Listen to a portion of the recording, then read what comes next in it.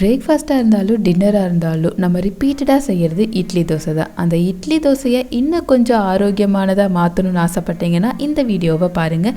வணக்கம் and welcome to chef circle. இன்றைக்கி நம்ம வீடியோவில் பூங்கார் அரிசியை வச்சு ஒரு அருமையான இட்லி தோசை மாவு எப்படி அரைக்கிறதுன்னு பார்க்கலாம்.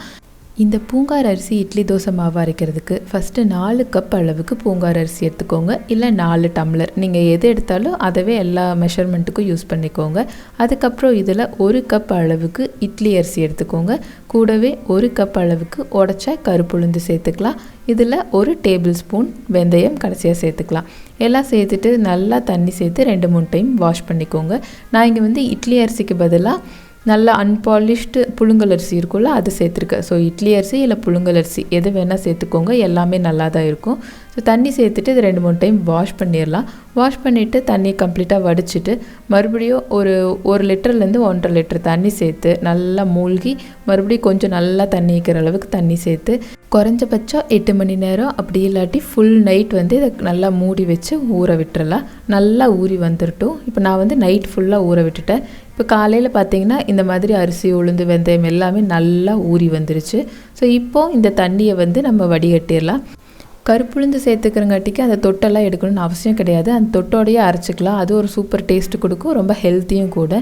இப்போ நம்ம கிரைண்டரில் சேர்த்துக்கலாம். கிரைண்டரில் சேர்த்தும் போது கொஞ்சம் கொஞ்சமாக சேர்த்துக்கோங்க.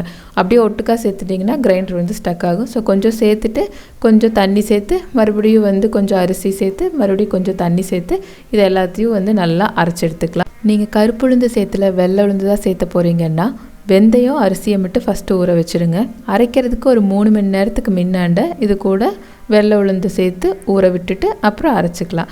இப்போ இது ஒரு 15 நிமிஷத்துக்கு டிஸ்டர்பே பண்ண வேண்டாம். தண்ணி இதெல்லாம் எதுவுமே சேர்த்த வேண்டாம். ஃபஸ்ட்டே அந்த தண்ணி சேர்த்துருக்கீங்களா, அதுலேயே ஒரு 15 நிமிஷம் அரைஞ்சிரட்டும்.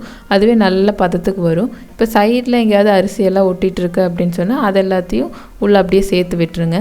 சேர்த்து விட்டுட்டு மறுபடியும் கொஞ்சம் தண்ணி சேர்த்து இதை நல்லா அரைச்சிக்கலாம். அந்த கிரைண்டரில் அந்த மாவு ஸ்டக் ஆகாத மாதிரி நீங்கள் கொஞ்சம் தண்ணி சேர்த்து அரைச்சிக்கோங்க.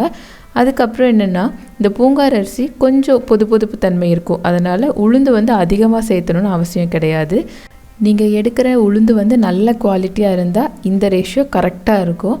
இல்லை உங்கள் உளுந்து மாவு ஆகிறதில்ல, கொஞ்சம் கம்மியான மாவு தான் ஆகுது அப்படின்னா இன்னும் கொஞ்சம் உளுந்து சேர்த்துக்கோங்க. அதுக்கப்புறம் இந்த பூங்கார் அரிசியை பொறுத்தளவுக்கு 5 கப் அரிசி எடுத்திங்கன்னா 1 கப் உளுந்து எடுத்தால் கரெக்டாக இருக்கும். நீங்கள் 5 கப்புமே பூங்கார் அரிசி எடுத்து செய்கிறதுனாலும் டேஸ்ட்டு சூப்பராக தான் இருக்கும். ஸோ இது மாவு நல்லா அரைச்சதுக்கப்புறம் இதுலேயே 1 டேபிள் ஸ்பூன் அளவுக்கு கல்லுப்பு சேர்த்து ஒரு 2 நிமிஷம் நல்லா அரைய விட்டு மறுபடியும் கிரைண்டர் ஆஃப் பண்ணிடலாம். மாவோட பதம் பார்த்திங்கன்னா ரொம்ப நைஸாக இருக்காது. நம்ம நார்மலாக அரைப்போம்ல இட்லி, ஒயிட் இட்லி, அந்த நைஸ்க்கு வராது. கொஞ்சம் பொதுன்னு அங்கங்கே இருக்கிற மாதிரி தான் இருக்கும். ஸோ இந்த பதம் வந்தோடனே நம்ம இதை ஆஃப் பண்ணிவிட்டு ஒரு சம்பளத்துலையோ இல்லை ஏதாவது ஒன்றில் மாற்றி வச்சிடலாம். மாற்றி வச்சுட்டு இதை அப்படியே ஒரு ஃபுல் நைட் இல்லை மார்னிங் அரைச்சிங்கன்னா நைட் வரைக்கும் ஒரு 6 மணி நேரம் 7 மணி நேரம் அப்படியே விட்டுடலாம். அப்படிங்கும்போது இந்த மாவு நல்லா புளிச்சு வந்துடும். இது ரொம்ப தண்ணியெல்லாம் போட்டு மிக்ஸ் பண்ண வேண்டாம். இப்படி எடுத்து விட்டிங்கன்னா இப்படி விடுற அளவுக்கு இந்த பதம் இருந்துச்சுன்னா இது கரெக்டாக இருக்கும். ஸோ இது நல்லா புளிச்சதுக்கப்புறம் நல்லா கலந்து விட்டுட்டு இட்லினா அப்படியே ஊற்றிக்கலாம், தோசைன்னா இன்னும் கொஞ்சமாக தண்ணி சேர்த்து ஊற்றிக்கலாம். இந்த பூங்கார் அரிசியை வச்சு இட்லி தோசை செஞ்சிங்கன்னா ஒரு 3 இட்லி சாப்பிட்டாவே உங்களுக்கு நல்ல ஃபில்லிங்காக இருக்கும். நார்மலாக சாப்பிட்ற இட்லியை விட இது கொஞ்சம் 1-2 கம்மியாக தான் சாப்பிட முடியும். பட் ரொம்ப ஃபில்லிங்காக இருக்கும், நல்ல டேஸ்ட்டும் இருக்கும். ஸோ ரொம்ப சாஃப்டான இட்லி, நல்ல மொறுன்னு தோசை இந்த பூங்கார் அரிசி மாவு வச்சு எப்படி செய்கிறதுன்னு பார்த்தோம். ஸோ இந்த மாவை நீங்கள் அரைச்சி இட்லி தோசை செஞ்சு பார்த்துட்டு எப்படி வந்துச்சு அப்படின்னு சொல்லி உங்களோட ஃபீட்பேக் எனக்கு கமெண்ட்டில் சொல்லுங்கள். ப்ளஸ் உங்களோட சப்போர்ட் இல்லாமல் எதுவுமே பாசிபிள் கிடையாது. ஸோ இது வரைக்கும் நம்ம சேனலில் நீங்கள் சப்ஸ்கிரைப் பண்ணலை அப்படின்னு சொன்னால் மறக்காமல் சப்ஸ்கிரைப் பண்ணுங்கள்.